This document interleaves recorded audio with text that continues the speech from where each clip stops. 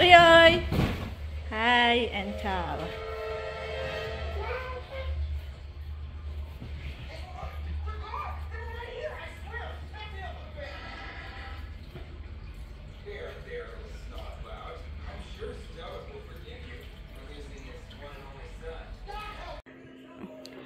Hello po, gusto ko lang ipakita sa inyo ang lounge namin. Bukod sa may sariling lounge, uy, ito ang aming lounge. Family lounge po. Siyempre, meron tayong prayer table na may Bible. So, yan po, hindi po yan mawawala.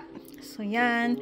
Ito ang aming family lounge. Dito kami nag-spend ng time every Friday night and Saturday night. At pag school holiday po, yan, nanonood kami ng TV. Ngayon po ang pinapanood ko yung movie nila Alessandra at ni JM De Guzman na What If. Kakaumpisa lang po yan. So, andan naisip ko, sige, mag-vlog ako saglit. So, ito po ang aming munting family lounge. So, yan po. So, yan.